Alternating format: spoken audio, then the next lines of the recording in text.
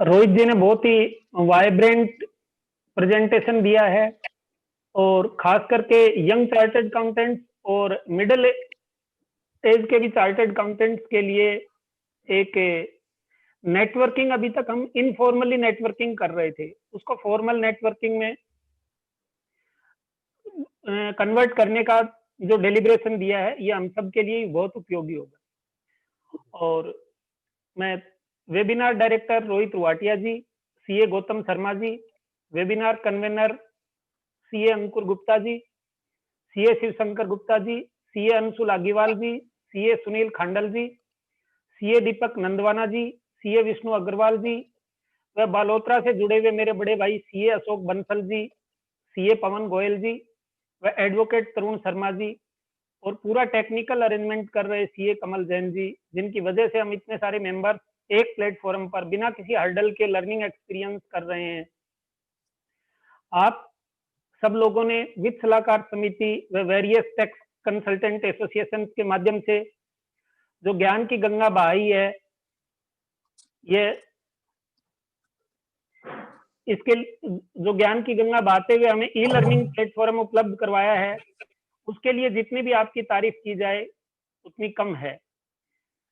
एक income tax, GST व bank audit के ऊपर मैराथन सेमिनार हो गई। तो इन सबको देखते हुए मुझे एक मशहूर गीत की कुछ पंक्तियां याद आ गई। जमाने वालों किताबे गम में खुशी का कोई फसाना ढूंढो, अगर जीना है जमाने में तो हंसी का कोई बहाना ढूंढो। सयाना वो है जो पतझड़ में भी सजा ले गुलशन बहारों जैसा, कागज के फूलों को भी जो महका कर दिखलाए, एक बंजारा गाए, जीवन के गीत सुनाए, हम सब जीने वालों को जीने की राह बताए। ये जो कोरोना बहुत काल बढ़िया था, सर। ये कोरोना काल बहुत ही डिप्रेशन देने वाला काल था। इस कोरोना काल को रोहित जी ने अपनी वेबिनार्स के माध्यम से बहुत ही क्रिएटिव और क्रिटिकल थिंकिंग, हमारी थिंकिंग के रूप में बदल दिया। मेरी आप सब लोगों से एक गुजारिश है कि ये कोरोना काल तो गुजर जाएगा, लेकिन ये ज्ञान की गंगा यूं ही बहती रहनी चाहिए। और इस टैक्सेशन के और बैंक ऑडिट के मैराथन सेशन के बाद में पवन जी और रोहित जी ने सोचा कि कुछ डिफरेंट कर लिया जाए, इसलिए इन्होंने मेरे को मौका दिया और खुद ने भी जो ऐसे टॉपिक के ऊपर बोला, जो जिस टॉपिक के ऊपर नॉर्मली कोई भी आ, हमारी कॉन्फ्रेंस में ऐसे टॉपिक जो एक नॉर्मल सीए के लिए प्रैक्टिस को किस तरह से डेवलप किया जाए और इस तरह से अपने काम को आगे बढ़ाया जाए, इस टॉपिक को कोई भी कवर नहीं करता है। मैं सबसे पहले ले रहा हूं कि हमारे चार्टर्ड अकाउंटेंट सब इतना बड़ा, इतना जिसका किसी जमाने में तो 3-4% ही रिजल्ट रहता था, इतना टफ कोर्स कंप्लीट करके आते हैं, उसके बावजूद भी हमें प्रॉपरली फीस नहीं मिल पाती। अक्सर हम जब भी इनफॉर्मल ग्रुप में चर्चा करते हैं तो ये कहते हैं कि क्लाइंट से प्रॉपरली फीस नहीं मिल पाती। तो उसका मैंने थोड़ा सा एनालिसिस किया है कि हमें फीस क्यों नहीं मिल पाती। तो उसका एक कैटेगरी हमारे पास ऐसे क्लाइंट्स की होती है जिनसे हम एक्चुअल में फीस चार्ज ही नहीं करते। तो मैंने ये एनालिसिस किया कि हम फीस चार्ज क्यों नहीं करते हैं।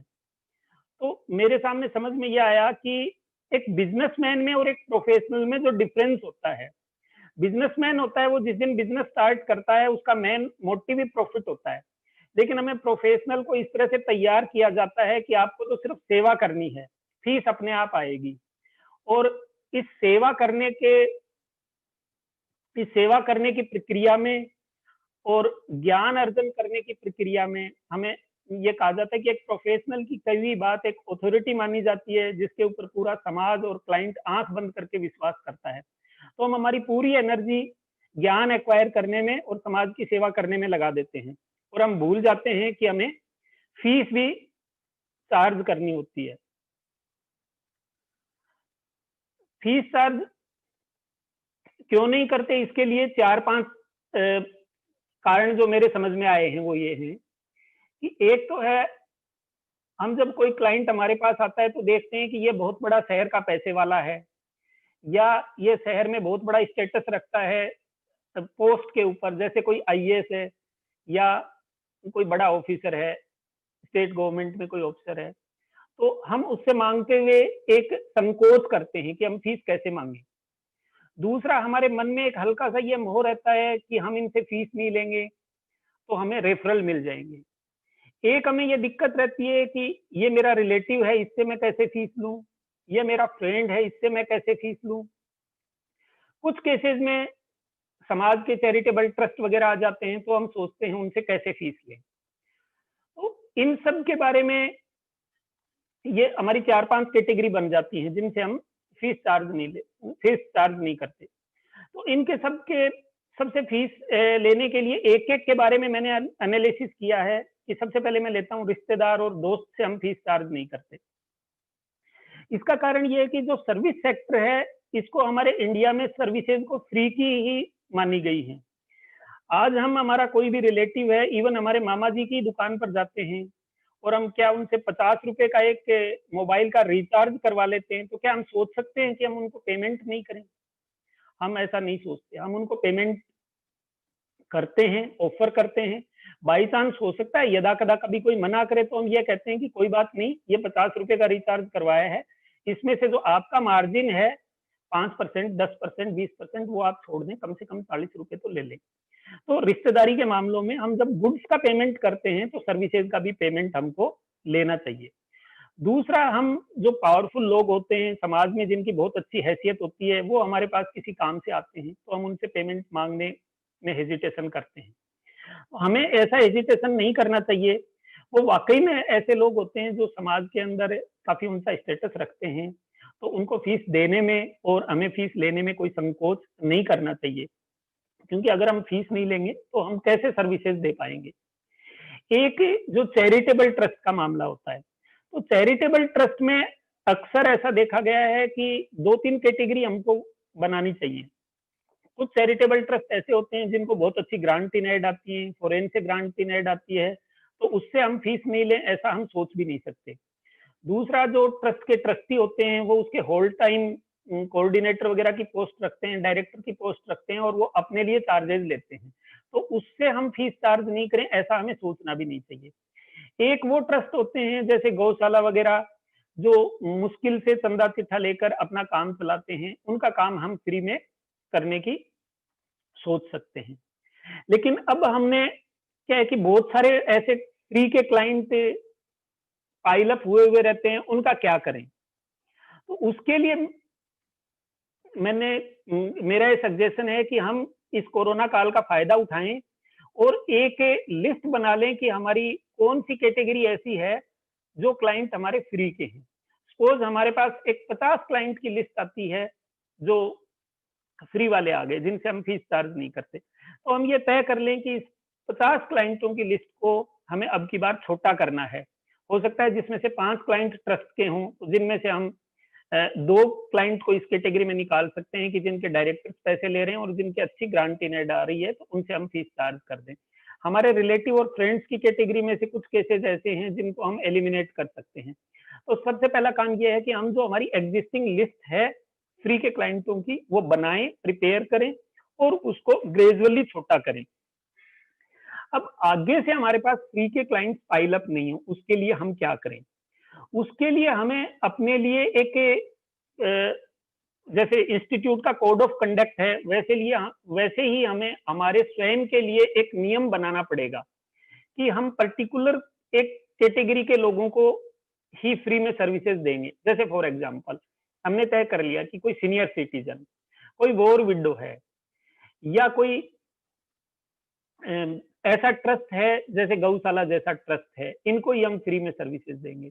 दूसरा, हम उसमें भी नंबर ऑफ पर्सन भी डिसाइड कर लें कि हम मैक्सिमम सैलरी के केसेस में मैं मैक्सिमम 10 लोगों को फ्री में सर्विसेज दूंगा। उसके अलावा ट्रस्ट हैं, उनकी मैं ज्यादा से ज्यादा 5 ट्रस्ट का काम फ्री में करूंगा, और उससे ज्यादा अगर कोई फ्री में काम की कैटेगरी आती है तो हम उसको स्ट्रेट फॉरवर्ड या तो मना करें या हम फीस चार्ज करें, क्योंकि सारी सोशल सर्विसेज का सारा ही फ्री में काम करने की हमारी जिम्मेवारी नहीं है। और हमें अगर कोई सोशल सर्विस करने का ज्यादा ही शौक होगा तो हमें प्रकृति और हमें परिस्थितियां ऐसे बहुत बार मौके देंगी जब हम सोशल सर्विस करें। जैसे अभी कोरोना काल है, तो कोरोना काल के टाइम पर हम मेडिकल सर्विसेज और बहुत सारे लोग इस तरह की सर्विसेज दे रहे हैं। ऐसे ही कई बार बड़े बड़े लॉयर्स को सोशल सर्विस करने का मौका मिल जाता है।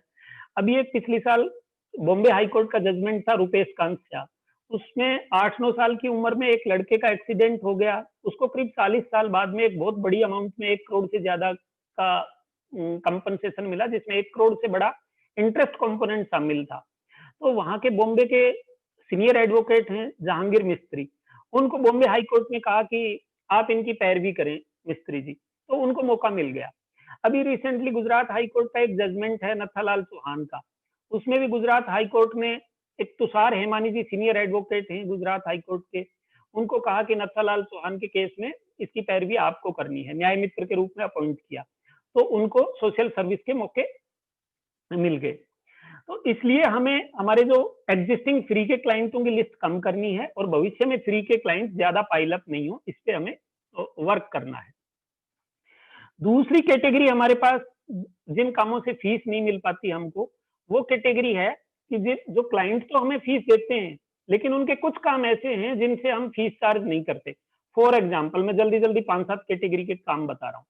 जैसे किसी क्लाइंट का 133(6) का नोटिस आ गया, हम उसका रिप्लाई करते हैं, हम उसकी फीस चार्ज नहीं करते। किसी क्लाइंट का पेन ट्रांसफर का मैटर है, हम उसकी फीस चार्ज नहीं करते। 139(9) का नोटिस आ गया, उसकी फीस चार्ज नहीं करते। रिफंड के लिए फॉलो अप करते हैं, उसकी फीस चार्ज नहीं करते। 44 एडी के केसेस हैं जिनकी हमने रिटर्न फाइलिंग की तो फीस चार्ज कर ली, लेकिन वो बैंक लोन के लिए अपनी बैलेंस शीट और P&L हमसे बनवाने आता है तो हम उसकी फीस चार्ज नहीं करते। बैंक लोन का जो चार्टर्ड अकाउंटेंट प्रोजेक्ट फाइनेंसिंग का काम नहीं करता, उससे CMA डेटा बनवा लेते हैं तो हम उसकी फीस चार्ज नहीं करते। तो हमें इन सब कामों की फीस चार्ज करनी स्टार्ट कर देनी चाहिए, चाहे हम कम ही चार्ज करें। कई बार हमें ऐसा एहसास होता है कि क्लाइंट से हम फीस लेते हैं, रेगुलर फीस लेते हैं, तो इन छोटे मोटे कामों की क्या फीस चार्ज करेंगे। तो ऐसे में हमें हमारे किसी जूनियर को रेफर कर देने चाहिए ये काम, कि या कोई हमारा जो सीनियर आर्टिकल हो, या हमारे ऑफिस का कोई स्टाफ हो जो नॉन क्वालिफाइड स्टाफ हो, या हमारा बिल्कुल यंगेस्ट जूनियर हो, कि ये काम ये करेंगे और मेरे पास टाइम नहीं है और इनको आप इनकी फीस दे दें, तो उनको वो कुछ फीस देने की आदत चल जाएगी। तीसरा एक कैटेगरी और होती है जिसके अंदर कभी कभी हमें फीस नहीं मिल पाती। जैसे फॉर एग्जांपल किसी क्लाइंट का स्क्रूटनी का केस हमने करवा दिया, उसकी हम CIT अपील के पास अपील फाइल करेंगे, तो हमें तय कर लेना चाहिए कि हमें CIT अपील की फीस मिलेगी या नहीं मिलेगी। अगर क्लाइंट का ऐसा एटीट्यूड है कि वो ये सोचेगा कि CA साहब जब स्क्रूटनी का काम आपने करवाया है और वही प्लीडिंग दोबारा आपको करनी है, तो इसमें क्या फीस मिलेगी। दूसरा हो सकता है कमिश्नर अपील्स के पास हमने केस प्रेजेंट किया, केस लूज कर दिया, क्लाइंट क्लाइंट का केस अगेंस्ट फैसला हो गया और उसकी ट्रिब्यूनल में अपील करनी है, और हमें लगता है कि क्लाइंट ये कहता है कि CA साहब इसमें तो आपकी गलती रही और आप केस लूज कर गए, तो उसी फीस में आप ट्रिब्यूनल में केस करो। तो ऐसे केसेस में हमें अपवर्ड रेफरल भी करना चाहिए। जैसे रोहित जी ने बताया कि हम नेटवर्किंग के लिए कह सकते हैं कि साहब मैं तो इस केस को हार गया, तो अब इस केस को नए सिरे से मैं नहीं कर पाऊंगा, कोई दूसरे किसी को प्रोफेशनल को एंगेज कर लेते हैं इसमें, और दूसरे प्रोफेशनल को उस काम की अच्छी फीस मिल सकती है। तो उसमें क्या होगा कि जो हमें अदरवाइज तो क्लाइंट हमेशा से हमें दबाता रहेगा कि इसमें आपकी ही गलती थी, आपकी वजह से ही मैं केस हारा। दूसरे को एंगेज करेंगे तो अच्छी फीस भी मिलेगी, और दूसरे कंसल्टेंट को हम हेल्प करेंगे तो हमारी फीस में शेयरिंग भी हो सकती है। तो इससे हमें फ्री में काम भी नहीं करना पड़ेगा और उलाना भी नहीं सुनना पड़ेगा और बेगार भी नहीं मिलेगी। इसमें हमारा एक मिथक रहता है कि अगर हम क्लाइंट से क्लाइंट को हम ना बोल देंगे कि मैं ये काम नहीं कर पाऊंगा, तो हमें ऐसा लगता है कि क्लाइंट की नजरों में हमारी ब्रांडिंग वीक हो जाएगी, जबकि ऐसा नहीं होता। ब्रांडिंग हमारी वीक नहीं होती। हम किसी क्लाइंट को कहते हैं कि ये काम मैं नहीं करता, तो हमारी रेपुटेशन उससे घटती नहीं है, बढ़ती है, क्योंकि कोई भी आदमी ऐसा नहीं है जो सारे काम एक साथ एक आदमी करता हो।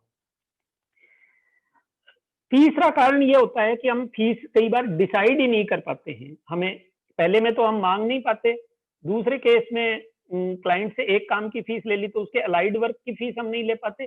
तीसरी कैटेगरी है जिसमें हमें डिसाइड करने में दिक्कत आती है कि हम किस काम की कितनी फीस लें, और जब हमारे पास क्लाइंट आता है वो फीस की बात करता है तो हम उसको फीस कोट नहीं कर पाते कि हम कितनी फीस कोट करें। उसका कारण ये होता है कि गुड्स के केस में तो किसी भी प्राइस कैलकुलेट करने के लिए हमारे पास एक इनपुट कॉस्ट होती है जिसमें या डायरेक्ट कॉस्ट लगती है, और उसके अलावा हम उसके अंदर इनडायरेक्ट कॉस्ट का एक सर्टेन अमाउंट जोड़कर और हमारा मार्जिन जोड़कर कॉस्ट उसकी प्राइस कैलकुलेट कर लेते हैं। लेकिन प्रोफेशनल के केस में कोई भी हमारी इनपुट कॉस्ट नहीं होती और कोई डायरेक्ट कॉस्ट नहीं होती, तो इसलिए हमें हमारी फीस कोट करने में दिक्कत होती है। दूसरा, कोई हमें पैरामीटर या कन्वेंशन नहीं मिल पाता कि हम फीस कैसे तय करें। तीसरा, हम जब आर्टिकलशिप में हमारे प्रिंसिपल के पास ट्रेनिंग लेते हैं तो हम हमारे प्रिंसिपल से सब काम सीख लेते हैं, paper working, drafting, liaison work भी सीख लेते हैं, लेकिन हम ये नहीं सीख पाते कि क्लाइंट से कितनी फीस चार्ज करते हैं, कब फीस चार्ज करते हैं, रिकवर कैसे करते हैं, क्योंकि ये काम हमारा प्रिंसिपल एक बंद चेम्बर में करता है, तो हमें इसके बारे में पता नहीं चलता। न ही हम किसी से चर्चा करते और न ही किसी दोस्त से पूछते, और हम खुद ही इस प्रक्रिया से जूझते रहते हैं। तो इसके लिए हमें क्या करना चाहिए?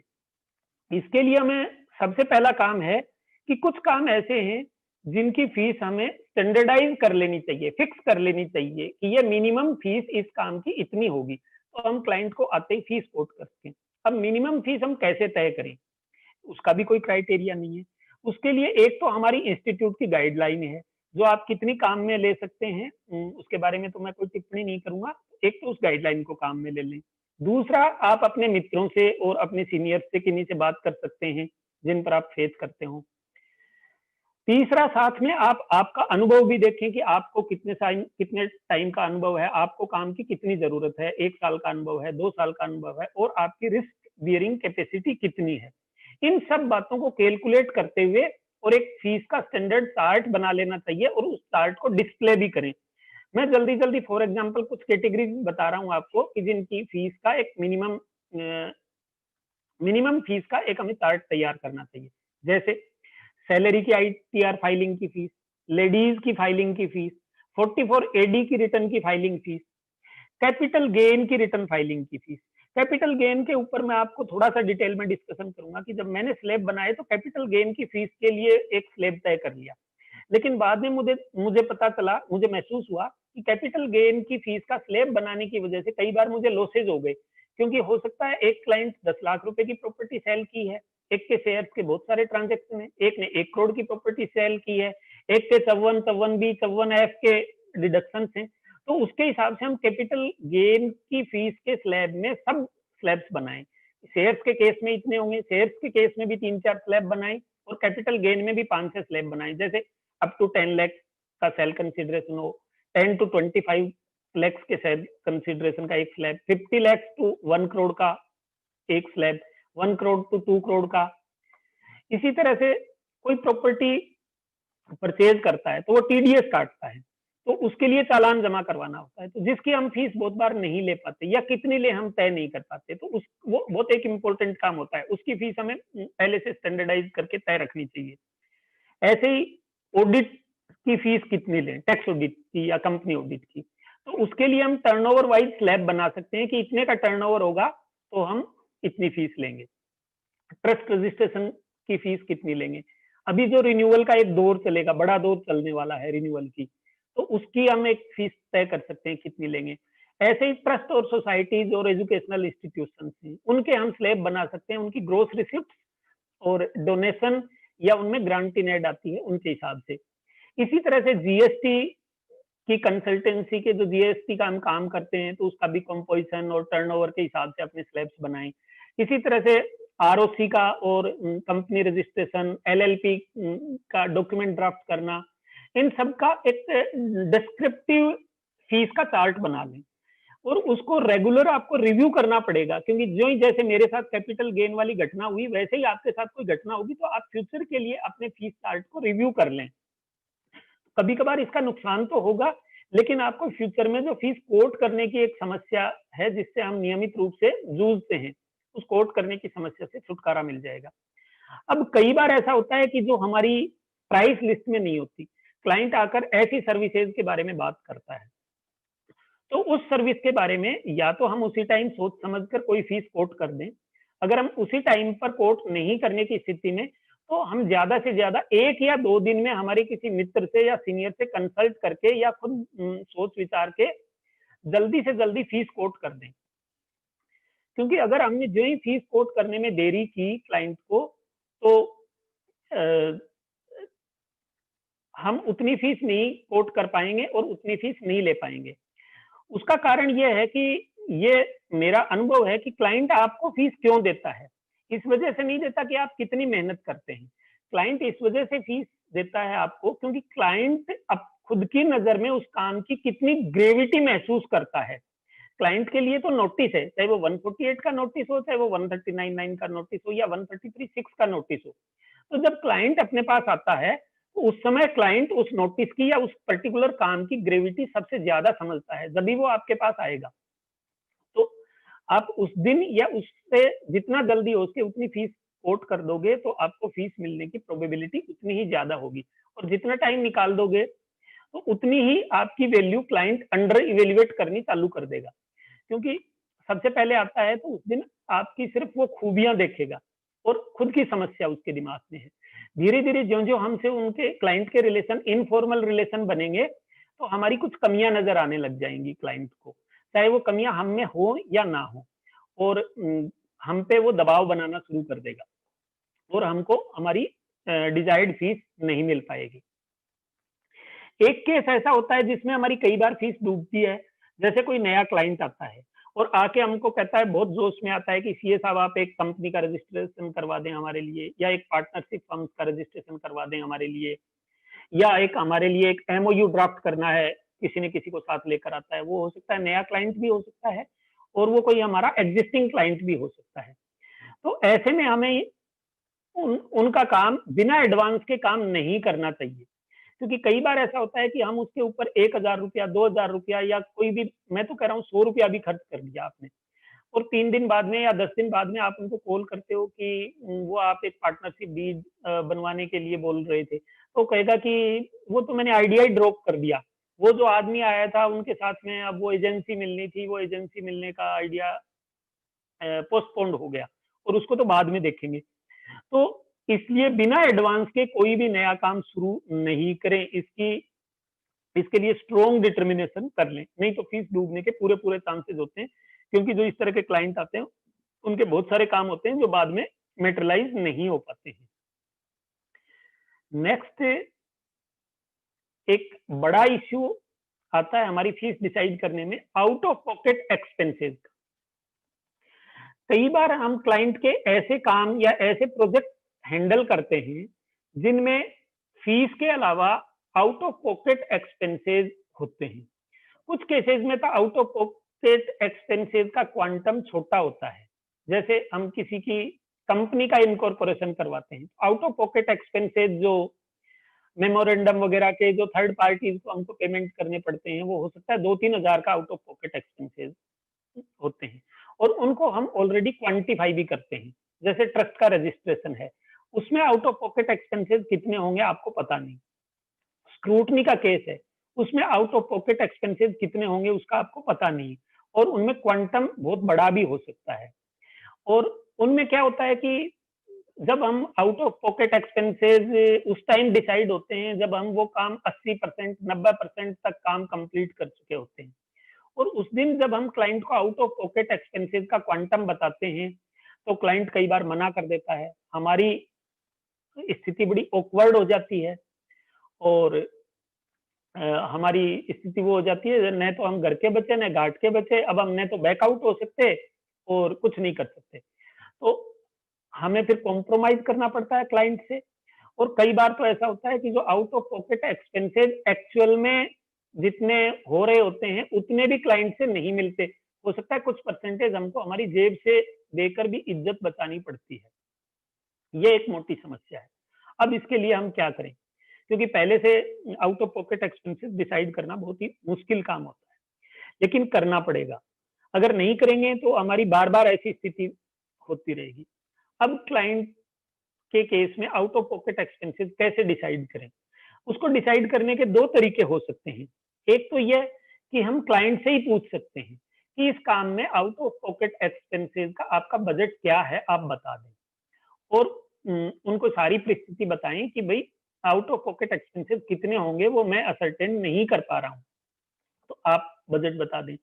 कई बार क्लाइंट बहुत स्मार्ट होता है, हमें अपना बजट नहीं बताता।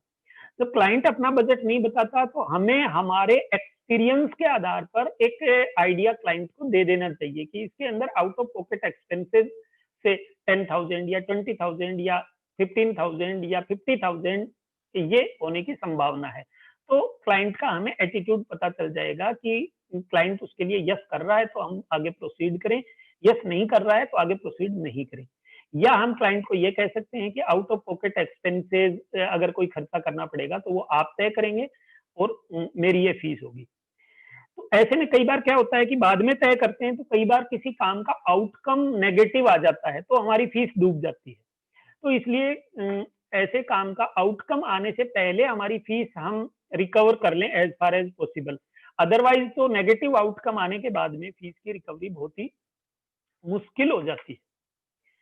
एक हमारी फीस नहीं आने का जो एक कारण जो मेरे समझ में आया है वो मैं कुछ चीजें शेयर कर रहा हूँ कि क्लाइंट से कई बार हम किसी वेग डिस्कशन में इंडल्ज हो जाते हैं गलती से, या इनफॉर्मल डिस्कशन में इन्वॉल्व हो जाते हैं।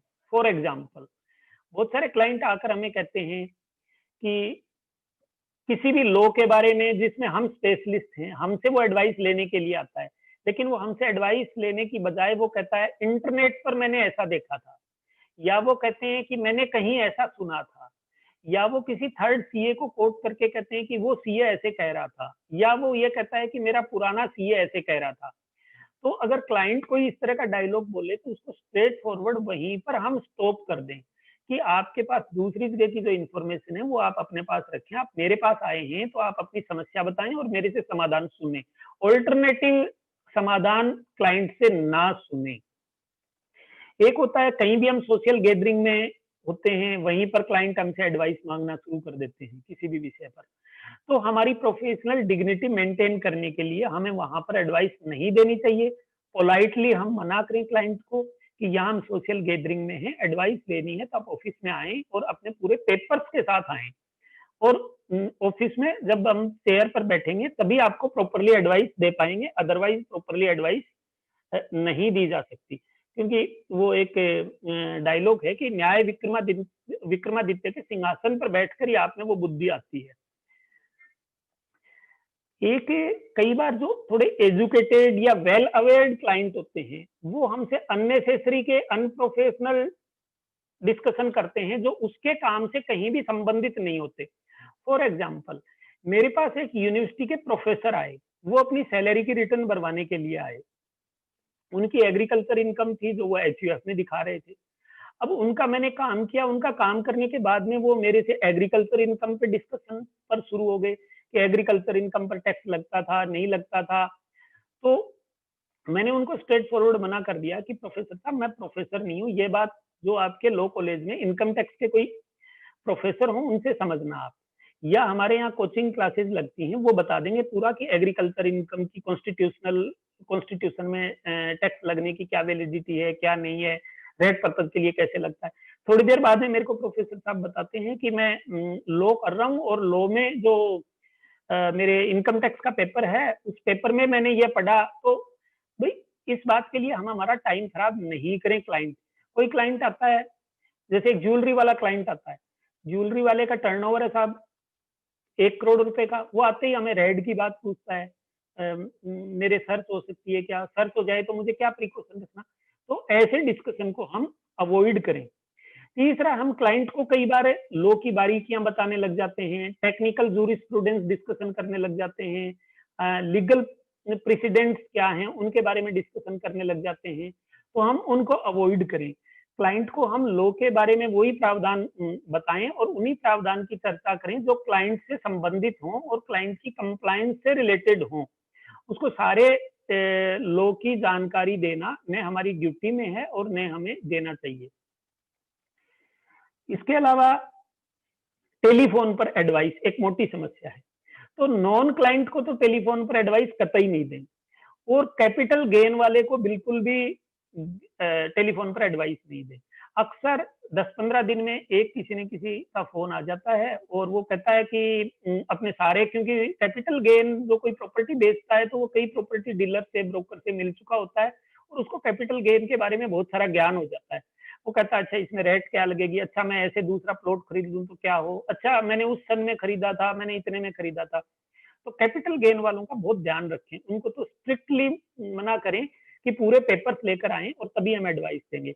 और कैपिटल गेन के केस में मैक्सिमम जो पार्ट है वो हम ड्यूरिंग द फाइनेंशियल ईयर पूरा कर देते हैं। तो कैपिटल गेन के केस में अगर पॉसिबल हो सकता हो तो जब उसकी हम प्लानिंग कर रहे होते हैं, जब वो प्रॉपर्टी सेल कर रहा होता है, सेल का ट्रांजेक्शन कर रहा होता है, उस टाइम उसका हम पूरा रिटर्न का पूरा स्ट्रक्चर तैयार कर चुके होते हैं कि इसकी आईटीआर कैसे फाइलिंग करनी जाएगी और कंसल्टेंसी का पार्ट कंप्लीट हो चुका होता है। तो हमें उससे एडवांस में फीस ले लेनी चाहिए, चाहे बाद में हम रिटर्न फाइलिंग के टाइम पर उससे फीस ना लें या अगर पार्टली कुछ बकाया रखें, क्योंकि हम हमारा 90% वर्क कैपिटल गेन के केस में पहले ही कर चुके होते हैं। एक मैं थोड़ा ड्रेसिंग सेंस के ऊपर बात करूंगा। हालांकि ड्रेसिंग सेंस का हमारी फीस से कोई डायरेक्ट संबंध नहीं है, लेकिन इनडायरेक्टली ड्रेसिंग सेंस हमारी फीस को काफी प्रभावित करता है। क्योंकि कोई भी क्लाइंट हमारे पास आता है, एक प्रोफेशनल के पास आता है, तो वो हमारी एक इमेज लेकर आता है और उस इमेज के अकॉर्डिंगली ही बिहेवियर करता है। इसके लिए मैं सबसे पहले हमारा एग्जाम्पल नहीं लेके मैं एक पुलिस वाले का एग्जाम्पल लेता हूँ कि एक 500 लोगों का क्राउड है और वो क्राउड मोब में कन्वर्ट हो गया और वो कुछ नारे लगा रहा है और इनडिसिप्लिन हो रहा है। 4 लोग खड़े हैं सिविल ड्रेस में, वो क्राउड को रोकने की कोशिश करते हैं, वो नहीं रुकते। इतने में 4 लोग हैं, वेल ड्रेस है, पोकर आते हैं, उनके वो कैप लगी हुई है, आरएसी के हैं और उनके आगे वो जाली है, पूरे डेकोरम के साथ आते हैं सिक्योरिटी के लोग। 500 लोगों की भीड़ उनको देखते ही एकदम डिसिप्लिन हो जाती है। क्यों? वो 4 लोग तो पहले भी वही थे, वही डिसिप्लिन मेंटेन करवा रहे थे, उनको कराने में दिक्कत आ रही थी। लेकिन अब वो चारों लोग आ गए तो वो एक वेल ड्रेसअप होकर आए हैं और वो ये एहसास करवा रहे हैं कि हम कानून के आदमी हैं और कानूनन हम हमारे ऊपर ये ड्यूटी कास्ट है कि हम लॉ एंड ऑर्डर मेंटेन करें। तो वही बात हमारे ड्रेसिंग सेंस में है। जब एक लॉयर अपनी ड्रेस में होता है, चार्टर्ड अकाउंटेंट अपनी ड्रेस में होता है, तो सामने वाला क्लाइंट हमसे लूज टॉक भी नहीं करता और वो ये मेंटली प्रिपेयर हो जाता है कि ये प्रॉपर चार्टर्ड अकाउंटेंट है और मुझे इसको फीस देनी होगी। जब तक क्लाइंट नए क्लाइंट हैं, फीस फीस तय नहीं हो जाए, जब तक उनसे इनफॉर्मल टॉक नहीं करें, टू द पॉइंट बात नहीं करें और लूज टॉक करें तो स्ट्रेट फॉरवर्ड मना कर दें। एक हमें कई बार क्या होता है कि कुछ चार्टर्ड अकाउंटेंट्स को पढ़ाई में इतना वास्ट नॉलेज दे दिया जाता है, हर सब्जेक्ट के बारे में थोड़ा-थोड़ा पढ़ा दिया जाता है। तो हमें हर सब्जेक्ट के ऊपर एक्सपर्ट बनने की और हमारी विद्वता जाहिर करने की आदत होती है। तो वो हम बंद कर दें। हमसे क्लाइंट ईएसआई के बारे में कहेगा तो हम उस पे राय देनी शुरू कर देते हैं। पीएफ के बारे में बात करेगा, हम उस पे राय देनी शुरू कर देते हैं। ट्रेडमार्क के बारे में वो राय लेना चाहता है, हम ट्रेडमार्क पे बात करनी शुरू कर देते हैं। हम कोई जॉइंट डेवलपर एग्रीमेंट हो रहा है तो हम उसकी ड्राफ्टिंग की राय देना शुरू कर देते हैं। हम जो काम हम रेगुलरली नहीं करते उसके बारे में हम कोई राय नहीं दें। और जो अभी रोहित जी ने बताया वहां पर रोल शुरू होता है हमारे नेटवर्किंग का। तो नेटवर्किंग में हमें ध्यान रहे कि पर्टिकुलरली किस सब्जेक्ट का कौन स्पेशलिस्ट है और हम उसको हमारे कोर सब्जेक्ट पर राय देने की बजाय हम हमारे नेटवर्क पार्टनर को एडवाइज करें। अभी तक नेटवर्क पार्टनरशिप मैं भी कर रहा था, लेकिन हम इनफॉर्मल वे में कर रहे थे। लेकिन आज रोहित जी ने बताया तो आगे मैं भी इसको नेटवर्किंग फॉर्मल वे में नेटवर्किंग करने पर काम करूंगा और हम सबको भी करनी चाहिए ताकि हमें उसकी फीस मिले और हम जो मेहनत कर रहे हैं, एडवाइस कर रहे हैं, तो उसको एडिक्वेटली रेम्यूनरेशन मिले। जो इसके ऊपर रोहित जी ने पूरा काफी डिटेल में डिस्कशन कर लिया। तो इन सब का जो लूज टॉक नहीं करें, हमारी जो वेल ड्रेसअप होंगे, इनका सबका हमारी लेटर और सुनर हमारी फीस से संबंध है इनका। एक दूसरे की किसी की भी आलोचना में अपने को शामिल नहीं करें। जैसे वो कहता है, एक नॉर्मली आदत होती है कि क्लाइंट है वो अपने पुराने सीए की क्रिटिसाइज करता है। 2 मुद्दों पर करता है। एक तो ये करता है उसको ये काम भी नहीं आता, उसने मेरा ये काम बिगाड़ दिया, उसको नहीं सुने, कल वो आपकी भी क्रिटिसाइज करेगा।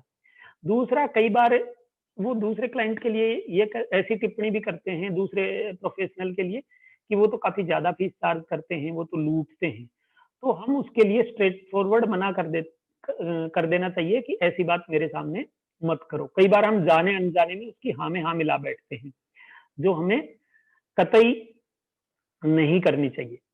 अब बात आ गई कि हमने फीस तय भी कर ली, हमने फीस डिसाइड भी कर ली, हमने क्लाइंट को फीस बता भी दी, उसकी रिकवरी का क्या करें? ये भी हमारे सामने एक मोटी समस्या है, जो हम रिकवर नहीं कर पाते और कोरोना काल के बाद में हमारे रिकवरी की और भी ज्यादा समस्या आएगी। तो दोस्तों, इसके लिए जिस तरह से अभी हमने कोरोना काल में ज्ञान लेने के लिए मैराथन वेबिनार्स अटेंड की, हम पढ़ने के लिए घर पर बुक्स लेकर आते हैं, पढ़ते हैं, फाइलें लेकर आते हैं, तो वैसे ही हमें नियमित रूप से हमारी फीस की रिकवरी पर काम करना पड़ेगा। जैसे रोहित जी ने एक सजेशन दिया कि हम हमारी एनुअल फीस की बजाय उसको मंथली या क्वार्टरली के ऊपर ले आए, तो वैसे ही हमें क्रिएटिव थिंकिंग करनी पड़ेगी कि हम फीस रिकवर कैसे करें। सबसे पहला काम हमें यह डिटर्मिनेशन करना पड़ेगा अपने आप से कि हम रोजाना या तो सुबह ऑफिस खोलते ही या ऑफिस हमें शाम को ऑफिस शट डाउन करते टाइम कम से कम 5 मिनट, ज्यादा से ज्यादा 15-20 मिनट, जैसा भी आपके ऑफिस की काम की नेचर है, फीस के ऊपर चिंतन करना पड़ेगा कि आज हमने कौन कौन से काम किए, किस किस का बिल बनना है, या अगले दिन सुबह पहले कि कल हमने किस किस के काम किए, किस किस की फीस का बिल बनना है। बहुत सारे लोग लॉग रजिस्टर मेंटेन करते हैं, पूरे दिन में क्या काम किए, अगर नहीं करते हैं तो लॉग रजिस्टर मेंटेन करें प्रॉपरली, या कोई सॉफ्टवेयर ऑफिस मैनेजमेंट का सॉफ्टवेयर लें। और कोई भी काम ऐसा नहीं छूटना चाहिए जिसकी हमने बिलिंग नहीं की। जो मैंने बताए थे छोटे छोटे काम, 133(6) का नोटिस, रिफंड के फॉलोअप, हमारे ऑफिस में कोई भी ऐसा काम नहीं होना चाहिए जो हमसे क्लाइंट एक्सपेक्ट करे कि हम वो काम फ्री में कर रहे हैं, कोई बिल बनना नहीं छूट गया। अब रिकवरी, रिकवरी हर काम की साथ साथ या तो एडवांस होनी चाहिए, बाई चांस एडवांस नहीं हो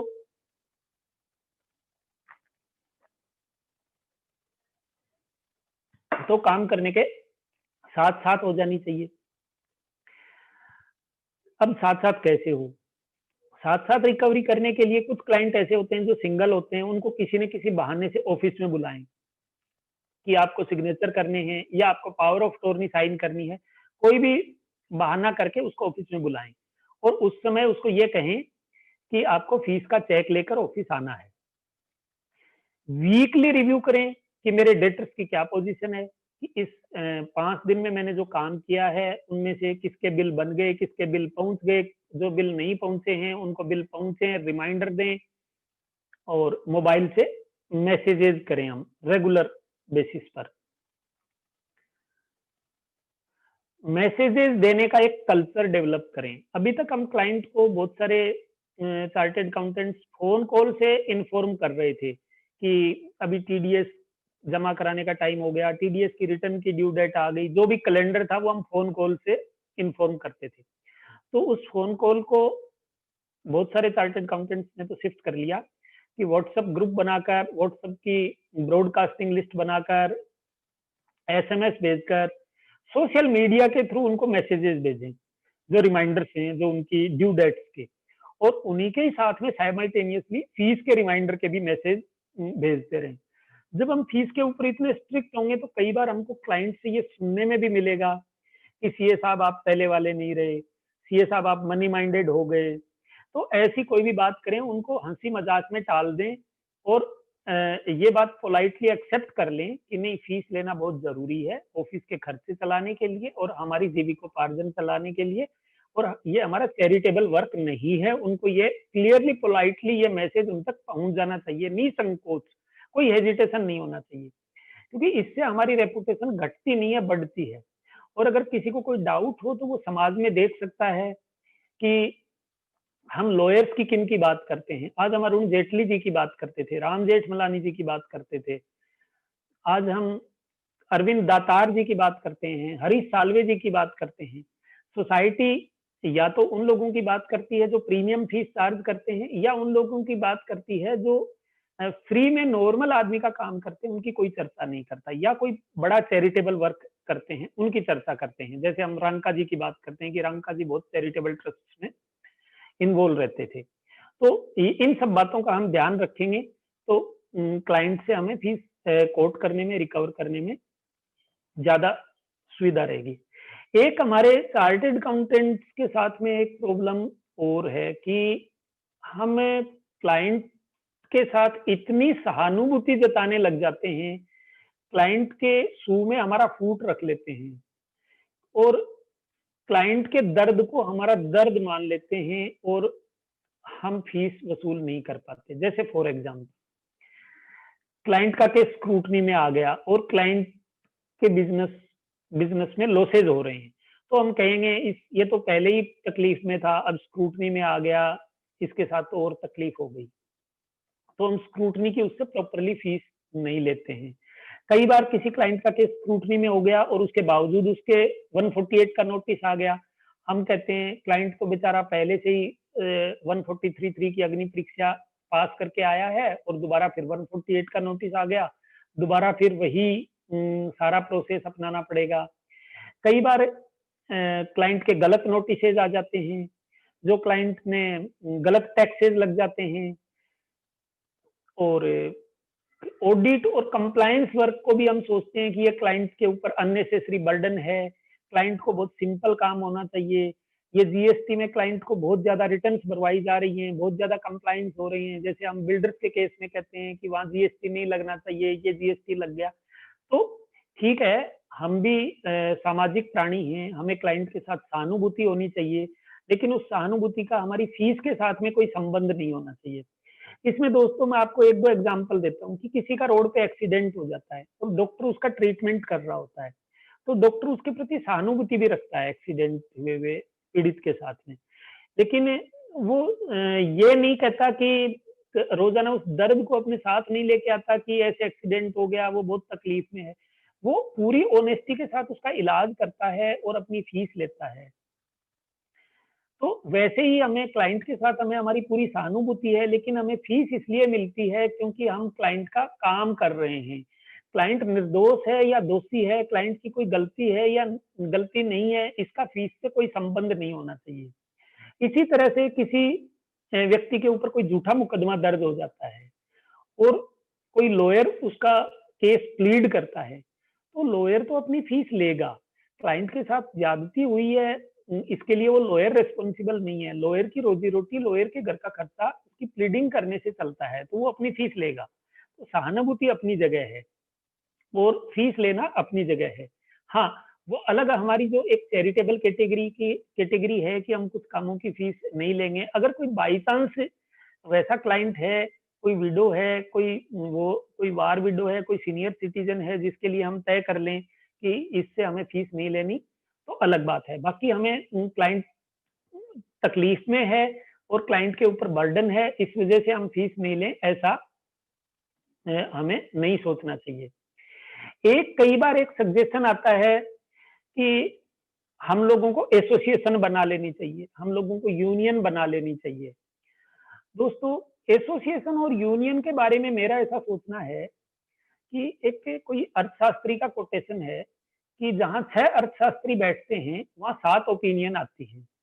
तो प्रोफेशनल लोगों की एसोसिएशन बननी मेरे हिसाब से संभव नहीं होती, क्योंकि इंटेलेक्चुअल्स के व्यूज में डिफरेंस ऑफ ओपिनियंस होती है। हेयर कटिंग सैलून वालों की एसोसिएशन और यूनियन हो सकती है, लेकिन उनमें भी जो ही ब्यूटी पार्लर का कॉन्सेप्ट आ गया तो वो यूनियन और एसोसिएशन से बाहर हो गए और उन्होंने प्रीमियम फीसें चार्ज करनी शुरू कर दी। एक अरसे पहले ट्रक यूनियन होती थी, जो एक फिक्स भाड़ा तय करती थी यूनियन, लेकिन हमारे देखते देखते वो यूनियन भी खत्म हो गई। तो दोस्तों, मेरे हिसाब से अभी कॉम्पिटिटिव मार्केट में हमें काम करना है और सर्वाइवल इज द फिटेस्ट के सिद्धांत का ही काम करना है, और कोरोना में भी ऐसा ही हो रहा है। इससे हम ये भी सीख सकते हैं कि जिसकी इम्यूनिटी स्ट्रोंग होगी वो कोरोना से निपट पाएगा। तो ये एसोसिएशन वाला जो विचार है वो हो जाए तो ठीक है, लेकिन उसमें मुझे कोई व्यावहारिकता नहीं लग रही है कि सरकार हमें रेट तय कर दे, क्योंकि हमारी इंस्टीट्यूट ने भी गाइडलाइन तय करके कई बार देख लिया, हमें उस तरह से फीसें नहीं मिल पा रही हैं। अब मैं कुछ 2-3 बातें जिनका फीस से सीधा कोई संबंध नहीं है, लेकिन वो इनडायरेक्टली फीस से संबंध रखती हैं। एबीसी एनालिसिस, जिसके ऊपर रुआटिया जी ने काफी डिटेल में प्रकाश डाल दिया कि हम हमारा 20% जो वर्क अलॉट करते हैं उससे हमें 80% फीस मिलती है, और हम हमारा 80% काम ऐसे कामों में 80% टाइम ऐसे नॉन प्रोडक्टिव काम में लगा कर रखते हैं जिससे हमें 20% की फीस ही मिल पाती है। तो इसको हम रिव्यू करें और एबीसी एनालिसिस जो हमने कोस्टिंग में अकाउंटेंसी में सीखा है उसको हमारे क्लाइंट्स के साथ भी अपनाएं और जिन क्लाइंटों से हमें प्रीमियम फीस मिलती है उनके काम को हम ज्यादा टाइम दें और जो काम ऐसा काम है जिसकी कम फीस मिलती है उसको हम हमारे जूनियर्स को हैंडल करें ताकि हमारे जूनियर्स काम सीखेंगे भी अच्छे से और हम हमारा जो बचा हुआ टाइम है उसको हम क्वालिटी वर्क में लगा सकते हैं। दूसरा जो क्लाइंट ऐसे हैं जो हमें 80% फीस देते हैं उनकी ग्रीवेंसेस भी आती हैं कि सीए साहब आप हमारे काम पर कम ध्यान देते हो, तो उनकी ग्रीवेंसेस दूर होंगे और उनका काम और ज्यादा एफिशिएंसी के साथ होगा। तो हमारे पास और क्लाइंट्स के रेफरल भी आएंगे। तो हम एबीसी एनालिसिस का ठीक से ध्यान रखें। बहुत सारे चार्टर्ड अकाउंटेंट्स एबीसी एनालिसिस अपना रहे हैं, कुछ नहीं भी अपना रहे। एक इश्यू आता है सोशल मीडिया का इस्तेमाल कैसे करें। सोशल मीडिया में एक है डू नोट और एक है डू। हमें क्या ध्यान रखना चाहिए, क्या नहीं करना चाहिए। आजकल सोशल मीडिया पर देखते हैं हम कि कुछ लोग अभद्र टिप्पणियां कर देते हैं, कुछ ऐसी भाषा का इस्तेमाल करते हैं जो उसकी प्रोफेशनल डिग्निटी के खिलाफ हो। तो एक चार्टर्ड अकाउंटेंट के किसी भी राजनीति के बारे में, किसी भी व्यक्ति के बारे में, किसी भी धर्म संप्रदाय के बारे में कोई भी विचार हो सकते हैं, लेकिन वो सार्वजनिक रूप से हम सोशल मीडिया पर हमारे विचार व्यक्त न करें, क्योंकि उससे हमारी एक कैटेगरी के क्लाइंट और एक कैटेगरी के दोस्त हैं वो हमसे दूर होते जाएंगे। और खास करके राजनीतिक विचारों की भी मैं बात करता हूँ। और राजनीति की एक खास बात यह होती है कि राजनीति में कोई भी स्थायी दोस्त और स्थायी दुश्मन नहीं होता। आज मैं एक एग्जांपल देता हूँ। माधवराव जी सिंधिया कांग्रेस में थे। माधवराव जी सिंधिया की माँ विजय राजे जी बीजेपी में थी, वसुंधरा राजे जी बीजेपी में हैं और उनके जो बेटे हैं सिंधिया जी के, ज्योतिरादित्य सिंधिया जी, कल तक कांग्रेस में थे, आज वो बीजेपी में है। तो राजनीति में कोई भी स्थायी दुश्मन और कोई भी स्थायी दोस्त नहीं होता। तो इसलिए हम कटु टिप्पणी करके हमारे दोस्त, हमारे क्लाइंट उनको नहीं खोएं। दूसरा, हम क्या करना चाहिए सोशल मीडिया पर। एक प्रोफेशनल के लिए सोशल मीडिया बहुत अच्छी अपॉर्चुनिटी है। हम इसके ऊपर नॉलेज शेयरिंग करें, नॉलेज ग्रहण करें और नॉलेज बांटें। आज जो हमारी ये जो वेबिनार है, जो वीएसएस ने जो वेबिनार बनाई है, इसका इतना शानदार आर्काइव डेवलप हो रहा है ये, जिसको हम ये देख सकते हैं कि आज दूरदर्शन एक फेल्योर संस्था हो गई थी, सरकारी संस्था हो गई थी, लेकिन आज भी जिनकी रिपीट वैल्यू थी जिस किसी टेलीकास्ट की, तो वो दूरदर्शन के पास है। रामायण, महाभारत, तमस, बुनियाद, डिस्कवरी ऑफ इंडिया जैसे सीरियल उनके पास हैं। तो आर्काइव वैल्यू, इस सोशल मीडिया की अपनी एक आर्काइव वैल्यू है। हमारे पास जो जो अच्छा मटेरियल आता है उसको हम एक जगह स्टोर करते रहते हैं। दूसरी चीज, हमें यह पता रहता है कि ये AIFTP की जो सेमिनार हुई थी उसके ऊपर है, ये VSS की जो एक आर्काइव बनाने की, जिस तरह से रोहित जी ने बताया है कि इनकी यूट्यूब के ऊपर सारे वीडियो, ये जो सारे PPT हैं, ये एक साथ आर्काइव बन जाएगा। तो हम सोशल मीडिया का बहुत ही पॉजिटिव यूज ले सकते हैं। तो हर प्रोफेशनल को सोशल मीडिया का पॉजिटिव यूज लेना चाहिए। दूसरा, कई बार ऐसा है कि हम सोशल मीडिया के ऊपर वेस्टेज ऑफ टाइम भी करते हैं। इसके लिए हमें बजट बनाना चाहिए, डेली का बजट बनाना चाहिए कि एक दिन में हम पर्टिकुलरली आधा घंटा या 1 घंटा मैक्सिमम सोशल मीडिया पर नहीं बिताएंगे। इसके लिए कोई हो सकता है कोई ऐप आता हो, जिसके मित्र आते हों, जिससे कि वो हमें अगले दिन बता दे कि आपने कल सोशल मीडिया पर कितना टाइम बिताया। दूसरा, हम वीक में भी एक हमारा बजट तय कर सकते हैं कि अगर किसी दिन हमने ज्यादा टाइम बिता दिया तो टोटल वीक में हमारा टाइम तय हो गया कि हम मैक्सिमम वीक के अंदर 6 घंटे या कोई भी, ये मैं 6 घंटे हाइपोथेटिकली ले रहा हूँ कि 6 घंटे से ज्यादा हमें वीक में सोशल मीडिया पर नहीं बिताने।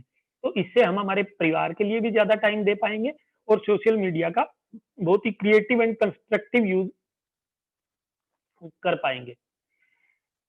इसके अलावा एक इश्यू हमारे पास आता है कि हम क्लाइंट के ईमेल एड्रेस और क्लाइंट के मोबाइल नंबर देने का इश्यू आता है, जिसके ऊपर एक ये विवाद चलता रहता है कि हम क्लाइंट के खुद का मोबाइल नंबर दें या क्लाइंट का ईमेल एड्रेस दें या हमारा ईमेल एड्रेस दें। तो इसमें हमें हमारी सोचने की थिंकिंग बदलनी पड़ेगी, हमारा प्रैक्टिस का तरीका बदलना पड़ेगा कि मोबाइल नंबर और ईमेल एड्रेस क्लाइंट का ही देना चाहिए। बहुत सारे चार्टर्ड अकाउंटेंट और प्रोफेशनल जीएसटी की प्रोसीडिंग्स फेस कर रहे हैं और जिसमें बहुत हरासमेंट हो रहा है उनका खुद के मोबाइल नंबर और ईमेल एड्रेस देने की वजह से। कई मेंबर्स ऐसा कहते हैं कि साहब हमें ओटीपी लेने के लिए बार बार उनको फोन करना पड़ता है, तो फोन करना पड़ता है तो करना चाहिए, ये हमारी फीस में भी एनहेंसमेंट लाएगा, क्लाइंट को भी पता चलेगा कि हमारे सीए साहब हमारा काम कर रहे हैं तभी ओटीपी नंबर लेना पड़ रहा है। आज गांव में गरीब से गरीब आदमी है, उसको राशन लेने के लिए भी ओटीपी यूज हो रहा है। तो जो ओटीपी और मोबाइल, अब हम बहुत बार कहते हैं हमारा क्लाइंट तो इलिटरेट है, हमारे क्लाइंट के साथ तो यह प्रॉब्लम है, कोई भी प्रॉब्लम हो उसके लिए हमें क्रिएटिव सॉल्यूशन निकालना पड़ेगा और हमें इस चीज से दूर हो जाना चाहिए। जो भगवान श्री कृष्ण ने गीता में कहा है कि दृष्टा भाव से हम काम करें। अब आता है, रोहित जी ने एक सक्सेसफुल प्रैक्टिस के लिए काफी डिटेल में बता दिया। मैं भी उसको बहुत संक्षेप में, टाइम भी होने वाला है, 5 बजने वाले हैं, 5 मिनट बचे हैं, तो मैं 5 मिनट में उसको कंक्लूड कर रहा हूँ कि अपना जो टाइम मैनेजमेंट है, पूरा टाइम, उसको हमें 3 भागों में बांटना पड़ेगा। एक भाग है कि जो हम काम कर रहे हैं, हमारे सब्जेक्ट के ऊपर हमें फुल कमांड होनी चाहिए। मैं थोड़ा सा 15 साल 20 साल पहले लेकर जाता हूं, जब हमने प्रैक्टिस शुरू की थी। तो एक हमने कंपनी एक्ट 1956 पढ़ लिया था, पूरा कंपनी एक्ट वही था, एक इनकम टैक्स पढ़ लिया था और ऑडिटिंग और अकाउंटेंसी पढ़ ली थी, तो हमारा काम चल रहा था। लेकिन अभी 2013 के बाद में जो चेंजेस आए हैं, 2013 में कंपनी एक्ट चेंज हो गया, 2016 में नया इंसॉल्वेंसी एंड बैंक्रप्सी कोड आ गया, 2017 में जीएसटी लॉ आ गया और इनकम टैक्स में भी डायरेक्ट टैक्स कोड नया आने की संभावना है। उसके बावजूद जो अभी लॉ आ रहे हैं वो डेलीगेटेड लेजिस्लेचर के फॉर्म में आ रहे हैं, जिनमें लॉ के अंदर आपको प्रोसीजर पता नहीं चल रहा है। रूल्स, रेगुलेशन, नोटिफिकेशन, सर्कुलर के ऊपर पूरा लॉ बेस्ड हो गया। शाम को आप सोते हो जीएसटी में तो अलग प्रावधान होते हैं, सुबह उठते हो तो जीएसटी के प्रावधान अलग हो गए। तो इसलिए आपको अपडेट रहना पड़ेगा अपने सब्जेक्ट के ऊपर। अब अपडेट रहने के लिए क्या करेंगे, फिर वही हम रोहित जी के सॉल्यूशन के पास जाते हैं कि हमें नेटवर्किंग करनी पड़ेगी या हमारे इन हाउस 4 पार्टनर 5 पार्टनर मिलकर काम करना पड़ेगा। एक जीएसटी का एक्सपर्ट है, एक ऑडिटिंग का काम देख रहा है, एक इनकम टैक्स का है, एक इंसॉल्वेंसी लॉ देख रहा है। डिवीजन ऑफ वर्क हमें करना ही पड़ेगा, या तो हम इन हाउस करें या नेटवर्किंग के थ्रू करें। दूसरा पार्ट, एक पार्ट हो गया हमारे सब्जेक्ट पे कमांड। सेकंड पार्ट, हमें जिस ऑथोरिटी के सामने हम अपीयर हो रहे हैं, हम एनसीएलटी के सामने अपीयर हो रहे हैं या हम इनकम टैक्स डिपार्टमेंट में अपीयर हो रहे हैं या हम आईटीएटी के सामने अपीयर हो रहे हैं, तो उस ऑथोरिटी जिसके सामने अपीयर हो रहे हैं वहां के कन्वेंशन, वहां का कल्चर, वहां के उनके किसी पर्टिकुलर इश्यू के ऊपर क्या व्यूज हैं वो हमें पता होने चाहिए। जैसे फॉर एग्जांपल एनसीएलटी में, जैसे आईटीएटी है, उसमें हम पेपर बुक सबमिट करते हैं तो A4 के पेपर पे वहां पेपर बुक एक्सेप्ट होती है, कोई भी पेपर है वो A4 चलता है। लेकिन जो हम एनसीएलटी में जाएंगे तो वहां A4 पेपर नहीं चलेगा, वहां पर लीगल साइज का पेपर चलेगा। तो अगर हम A4 का पेपर एनसीएलटी में देंगे तो वहां जो क्लर्क बैठा है सामने वही हमें भगा देगा कि सीए साहब आपको नॉलेज ही नहीं है। तो जिस डिपार्टमेंट में, जिस ऑथोरिटी के सामने आप डील कर रहे हैं, वहां के जो सिस्टम, प्रोसीजर, कन्वेंशन, कल्चर और किसी पर्टिकुलर सब्जेक्ट के ऊपर, पर्टिकुलर इश्यू के ऊपर उनके क्या व्यू हैं। जैसे फॉर एग्जांपल हम आईटीएटी में जाते हैं तो हमें पता होना चाहिए कि साहब डेड पर्सन को 148 का नोटिस है तो उसकी वैलिडिटी के बारे में ये बेंच क्या व्यू लेती है। तो दूसरा, पहला पार्ट हो गया सब्जेक्ट पे कमांड। दूसरा है जिस ऑथोरिटी के सामने अपीयर होते हैं वहां के कन्वेंशन, कल्चर का पता होना चाहिए। थर्ड वन, कि हम हमारे क्लाइंट कैसे बढ़ाएं। हमारे क्लाइंट बढ़ाने के लिए हमें हमारी सोशल नेटवर्किंग कंटिन्यूसली बढ़ाते हुए रहनी चाहिए। हमें किसी को कहने की जरूरत नहीं है कि हमें काम दो, और कहने से हमें कोई काम देगा भी नहीं, लेकिन हम रेगुलर बेसिस पर लोगों से मिलते रहेंगे, सोशल गैदरिंग में जाते रहेंगे, उनसे संपर्क करते रहेंगे, तो उनके नॉलेज में रहेगा कि ये चार्टेड अकाउंटेंट है और ये अच्छे चार्टर्ड अकाउंटेंट थे। तो जिस दिन उनको हमारे से संबंधित काम की जरूरत पड़ेगी उस दिन वो हमारे पास काम ले आएंगे। तो ये मेरा डेलिब्रेशन मेनली जो मेरे को 1 घंटे का टाइम दिया था, मैंने वेल विद इन टाइम पूरा करने की कोशिश की थी। और किसी का कोई प्रश्न हो तो दामानी जी आप मेरे को बता दें। कमल जी। सर मेरे हिसाब से कोई क्वेरी अभी हमारे पास नहीं है रिगार्डिंग दिस। शैलेंद्र जी की एक क्वेरी आ रही है। हाँ, तो मैं शैलेंद्र जी और पुनीत जी की कुछ क्वेरीज आ रही हैं तो मैं उनको लेना चाहूंगा। तो शैलेंद्र जी की क्वेरी मैं पहले सबसे पहले लिखता हूँ। शैलेंद्र भैया please ask your query. Hello, नमस्कार पूनिया जी, नमस्कार रोहित त्रिपाठी जी। सबसे पहले तो मैं रोहित त्रिपाठी जी के लिए बहुत बहुत धन्यवाद देना चाहूंगा। उन्होंने बहुत ही अच्छा टॉपिक आज के लिए लिया था। Thank you very much. और पूनिया जी के लिए मैं कहना चाहूंगा कि सर आपका टॉपिक सुनने से पहले मुझे लगा था कि ये बहुत ही नॉर्मल टॉपिक है और अगले 15 से 20 मिनट में खत्म हो जाएगा। बट आपको बहुत बहुत धन्यवाद। आपने जो जो टॉपिक्स, जो जो पॉइंट्स आपने लिए, एक एक जो हर व्यक्ति अपनी डे टू डे प्रैक्टिस में फील कर रहा है, डे टू डे प्रैक्टिस में उसको इन सब तकलीफों से गुजरना पड़ रहा है। आपने बहुत ही खूबसूरती से हर एक पॉइंट को कवर किया है, उसके लिए मैं आपका बहुत बहुत धन्यवाद देना चाहूंगा। Thank you very much. Thank you Shailendra भैया। सर एक नेक्स्ट क्वेरी हमारी पुनीत जी की आ रही है। पुनीत जी की क्वेरी दे रहा हूँ। पुनीत जी आपकी क्वेरी पूछिए सर। Yes sir. सर आपका बहुत ही प्रैक्टिकल जो था लेक्चर, मतलब डेली रूटीन पे जितने भी सीएज इन्वॉल्व हैं, आज मेरे ख्याल से जो भी आज को सुन भी रहे हैं तो वो भी सब मतलब बिल्कुल एक आपने सटीक चीजें कही। उसी चीज में एक मैं आपसे पूछना चाहूंगा सर कि जो अपने अच्छे क्लाइंट्स हैं, अभी जैसे आपसे चर्चा हुई कि वो फोन पे हम कम से कम एडवाइस दे, तो क्या सर उनके लिए भी ये रेस्ट्रिक्शन हमें करनी चाहिए या नहीं करनी चाहिए सर? देखो, अगर ये कोरोना काल नहीं होता तो मैं हो सकता है मना कर देता, क्योंकि फोन पे कंसल्टेंसी की कदर कम होती है। लेकिन अब हमें कोरोना के बाद में इसके ऊपर दोबारा से सोचना पड़ेगा कि हमें फोन पे कंसल्टेंसी इसको करनी ही पड़ेगी। अब जो रीडिफाइन हो रही है थिंग्स, लेकिन फिर भी फोन पे करते हैं तो उसकी आपकी कदर तो कम होती है कंसल्टेंसी। दूसरी बात, आपके पास पेपर्स नहीं आते हैं प्रॉपरली और आपकी एडवाइस कई बार गलत एडवाइस होने की पॉसिबिलिटी रहती है। अच्छा, तो नहीं सर, इसके ऑल्टरनेट में या तो हम उसको मेल पे पूरी एडवाइस लिख के भेजें या क्या करें? इसके लिए हमें सबसे पहले उससे रेलेवेंट पेपर्स की बात करें या उसके फैक्ट की बात करें, क्योंकि क्लाइंट होते हैं वो अपने फैक्ट बताने में कॉम्पिटेंट नहीं होते हैं। वो फैक्ट को आधे फैक्ट बताते हैं और जब हम उनको हमारे सामने बैठता है तो हम क्लाइंट को ग्रिल करना शुरू करते हैं। उसको हम कई सारी ऐसी क्वेरीज पूछते हैं जो क्लाइंट सोचता है कि ये फैक्ट रेलेवेंट नहीं है, लेकिन हमें पता होता है कि वो क्या फैक्ट रेलेवेंट है। जैसे मैं कैपिटल गेन की बात करूं, वो कहेगा मेरी जमीन 8 किलोमीटर के अंदर अंदर है और इसका क्या कैपिटल गेन होगा।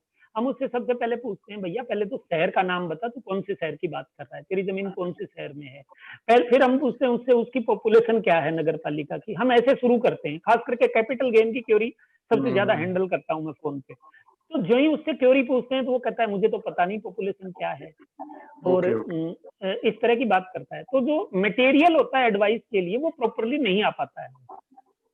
ओके, हाँ तो नहीं सीधे ठीक हम है फोन पे क्योरी प्रॉपरली हैंडल कर नहीं सकते। नहीं कर सकते। अच्छा अच्छा अच्छा। अच्छा सर, एक चीज और पूछना चाह रहा था मैं कि सर ये जो आप सोशल मीडिया किस तरह से अपन हेल्प ले सकते हैं सोशल, जैसे व्हाट्सएप ग्रुप अपने क्लाइंट्स का हमने क्रिएट कर लिया, तो उसके उसके हिसाब से हम जो भी मतलब वही जो भी मटीरियलिस्टिक उनके लिए है इम्पोर्टेंट, क्या सब अलग अलग नेचर के क्लाइंट्स हैं, सारे सबका बिजनेस अलग अलग है, सभी का नेचर जो काम करने का तरीका है वो अलग अलग है, तो कॉमन तो कभी कोई चीज ऐसी आएगी नहीं कि वो किसी पर्टिकुलर किसी सभी के लिए इम्पोर्टेंट हो कोई चीज, तो किस तरह से हम उसको मतलब कर सकते हैं काम को?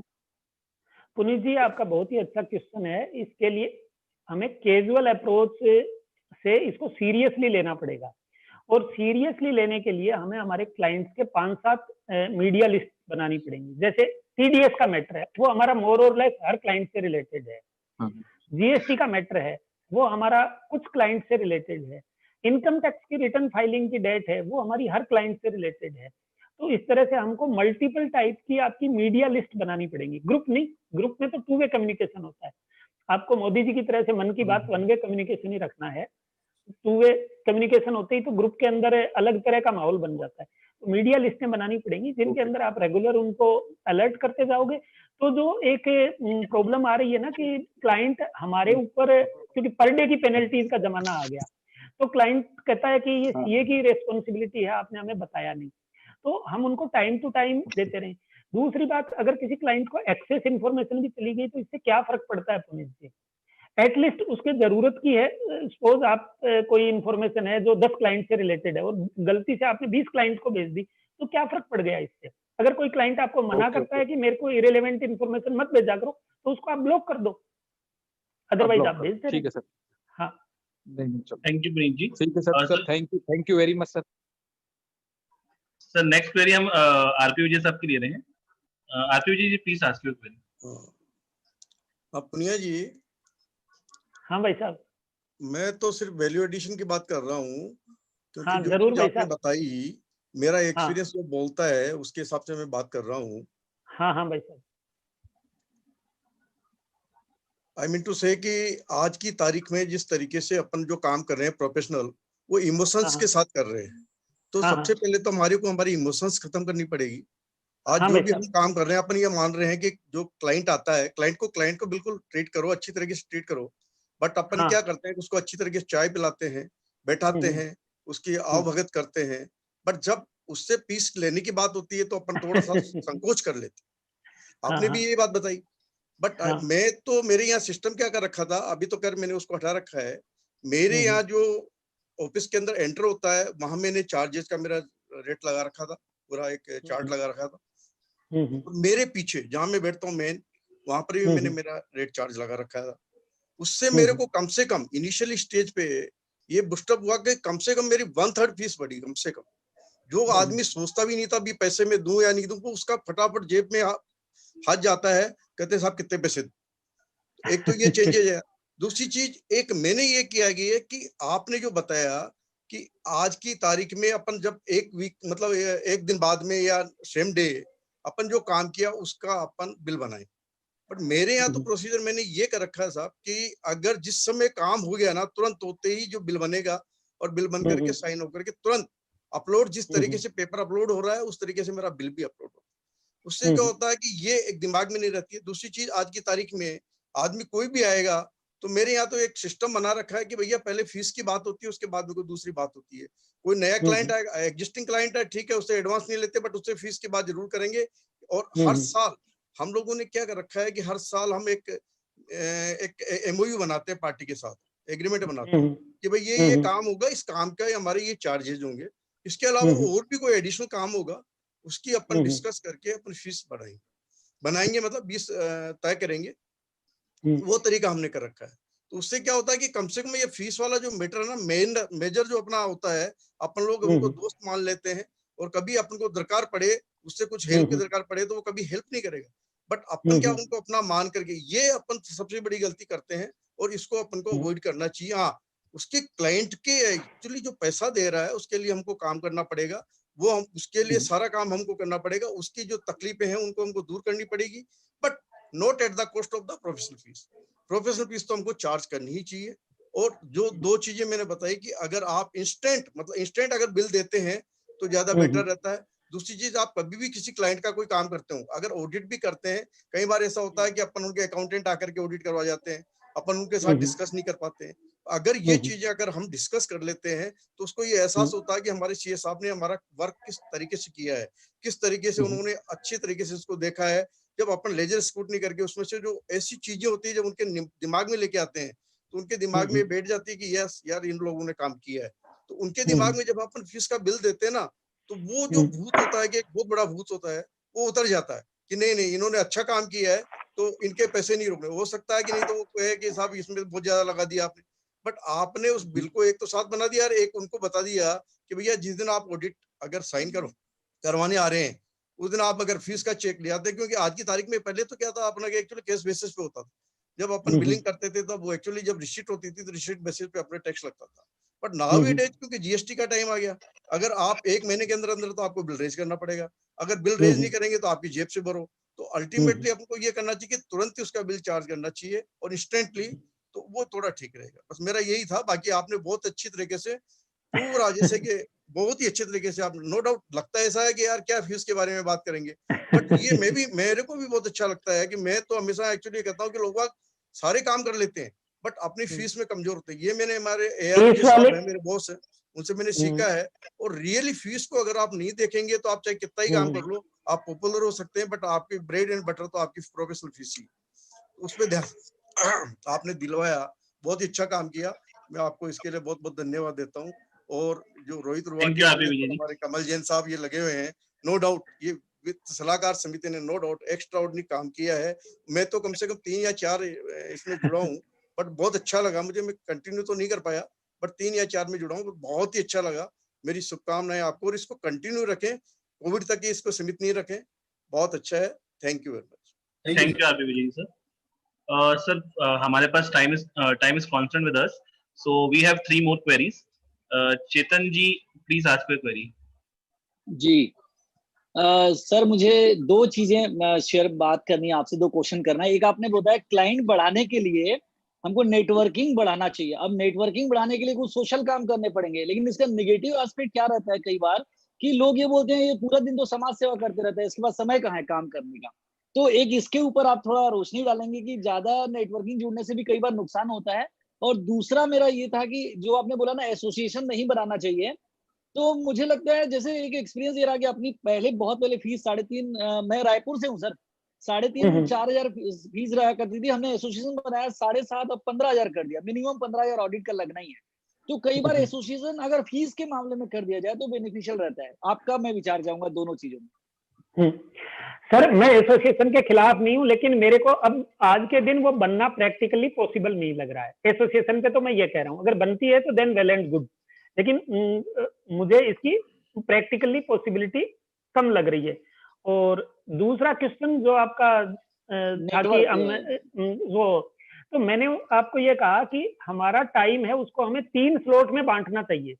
फर्स्ट स्लॉट है हमारे टेक्निकल कॉम्पिटेंस के ऊपर और हमारे जो रिप्रेजेंट करेंगे डिपार्टमेंट में।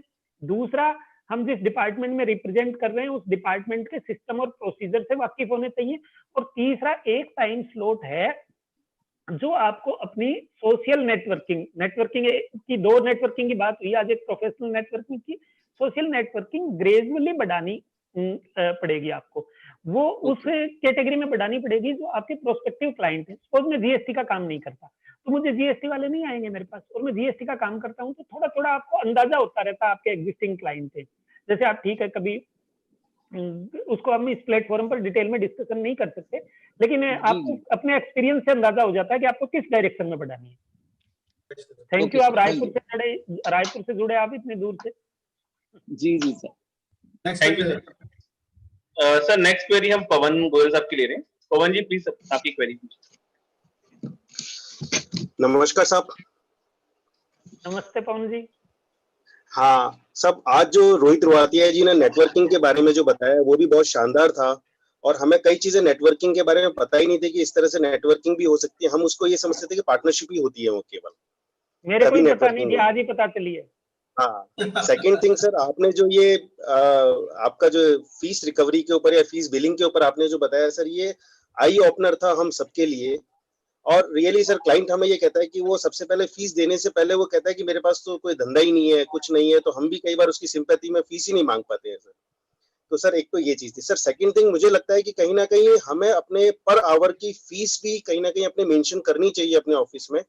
हाउएवर क्लाइंट हमें वो फीस डायरेक्टली पर आवर के बेस पे नहीं देगा, बट उसको ये महसूस होगा कि हमारे टाइम की भी कहीं ना कहीं वैल्यू है।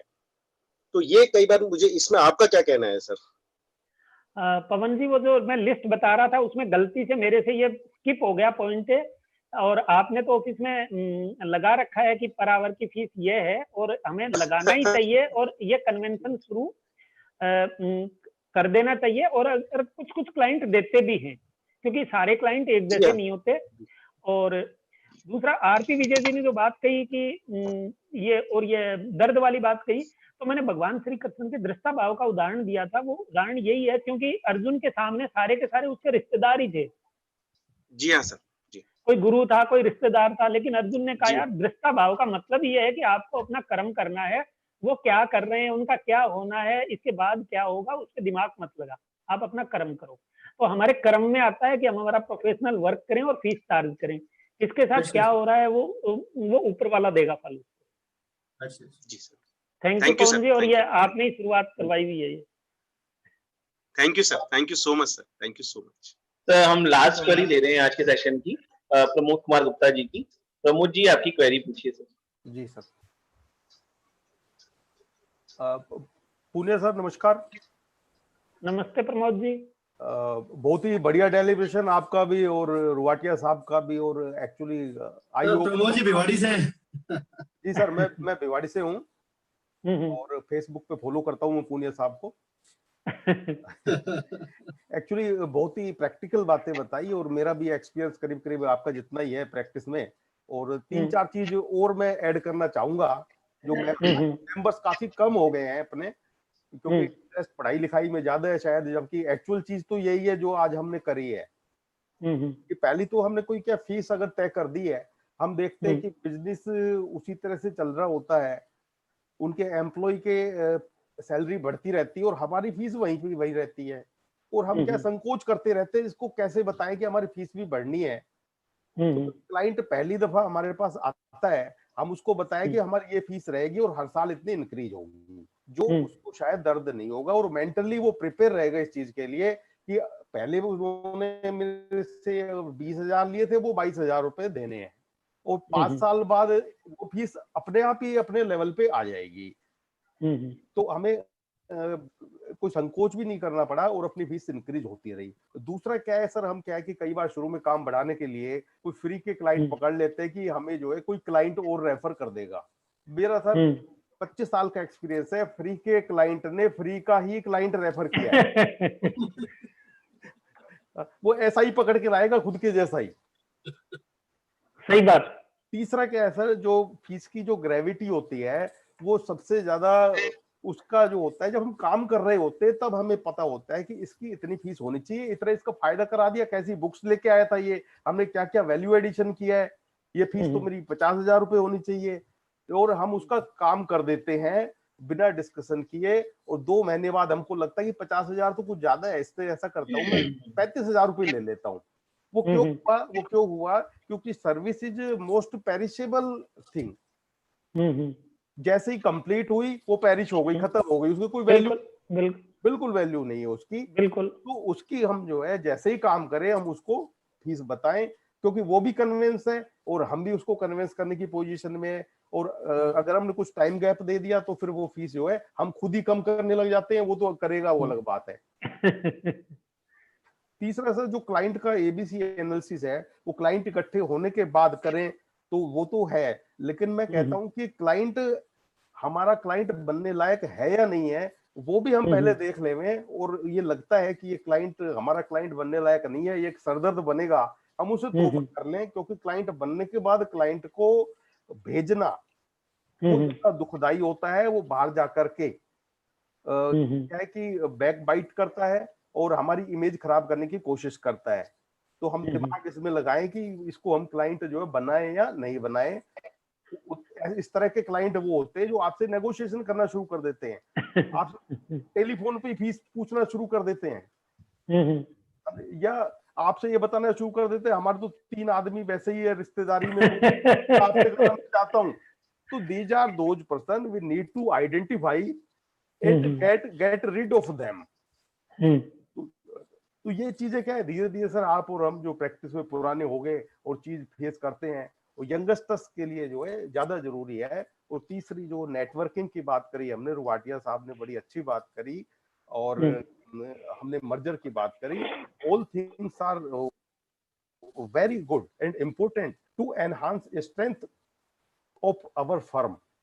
लेकिन ये सत्य है कि जब भी आप किसी को जोड़ते हैं वो सिर्फ अपनी ही बात करता है, सिर्फ अपने इंटरेस्ट की ही बात करता है, और नेटवर्किंग से उसको कोई So Thank you, Pramod sir. I think time is constant with us. yes. So over to Gauri Shankar Ramani ji Thank you. for the Thank you. proceeding of the session. Punia sir, आज आपने हमारे बहुत से professional बंधुओं को संकट मोचन बनकर आए हैं और आपने उनकी हर समस्या को ज्वलंत मुद्दे उठाए ये जो कि उनकी रेगुलर दिनचर्या के ऊपर आधारित हो रहे हैं। वो किसी से इन बातों के बारे में बात नहीं कर पाते और परेशान होते हैं, बट आज आपने हर मुद्दे को बहुत ही अच्छे तरीके से उठाया और उनको गाइड किया। आपके सारे डेलिब्रेशन को मैं एक ही लाइन में बोलूं तो केवल यही कह सकते हैं कि अपने आप को बदल डालो आज से, अभी से। इसी के साथ मैं VSS की समस्त टीम को, आपको, गौतम जी को और रोहित त्रिपाठी जी को बहुत बहुत धन्यवाद। कमल जी। Thank you, sir. So now we are signing off. Thank you all the participants for the joining us today. We'll resume tomorrow at 3 p.m. Thank you.